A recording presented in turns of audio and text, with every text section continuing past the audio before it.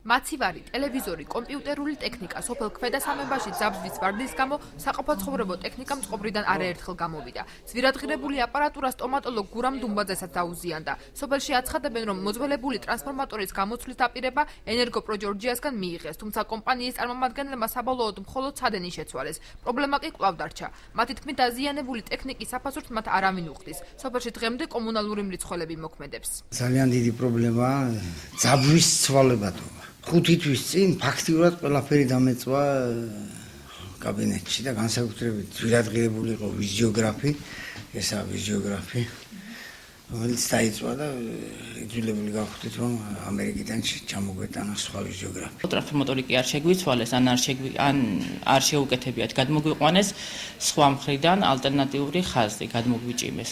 და ამის შემდეგ დაიწყო ჩვენი წვალება. სულ იწვის ნათურები ყველა მეორე დღეს, ეს უკვე აუტანელია და იწვის ელექტროტექნიკა. და ყველა ტექნიკა იძულებული ვარ გქონდეს დამცავ სისტემაზე შეერთებული. ჩვენ მივმართეთ განცხადებას დავწერეთ ენერგოპროსთან, მაგრამ პასუხი არ მიგვიღია. ანალოგიური პრობლემა აწუხებს ბათუმში სერგი მესხის ქუჩის მცხოვრებლებსაც, სადაც მოსახლეობას ინდივიდუალური მრიცხველები აქვს. ადგილობრივთა თქმით, შუქი დღის განმავლობაში 3-4 ჯერ ითიშება, რის გამოც როგორც თავად ირწმუნებიან, მეტი გადასახადი მოსდით. ქუჩაზე ტრანსფორმატორები არ გამოუცვლიათ, შეიცვალა მხოლოდ ცადენები, რამაც პრობლემა ვერ გადაჭრა. მოსახლეობა საყოფაცხოვრებო ტექნიკისათვის დღემდე სტაბილიზატორებს იყენებს. დაბალი დენის გამო ვიხდით ზედმეტ გადასახადს, რომ რაც უფრო დაბალია დენი, მით უფრო სოჭიკი უფრო მალე ტრიალებს. დენი დაიწევს, აიწევს, თამაშობს უმეტესად. რაც შეიძლება დღეში გათიშონ 2-3 და ეს იმას ნიშნავს და ლაპარაკობენ, რომ მრიცხველმა უნდა დაწეროს, გათიშვით და ჩართვით.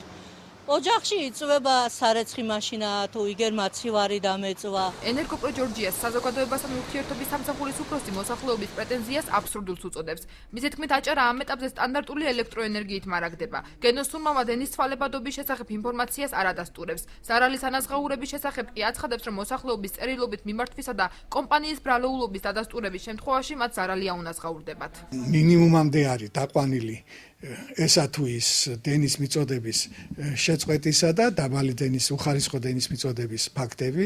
დღესდღეობით ყველას გამართული მაღალი ძაბვის დენი ნორმის ფარგლებში მიეწოდება. იმიტომ რომ დაკარგულდა დენის ხარჯვა, ჩვენ უფრო გვაზარალებს, ჩვენი ძალიან ძვირადღირებული ტექნიკა, რომელიც ამა თუ იმ დენს ატარებს, თუ იქ არ იქნა იმ ხარისხის დენი მიწოდებული, გამოდის წყობილებიდან. ენერგოპრო-ჯორჯიას წარმომადგენლები აცხადებენ, რომ ტრანსფორმატორების შეცვლა რეგიონში გაგრძელდება.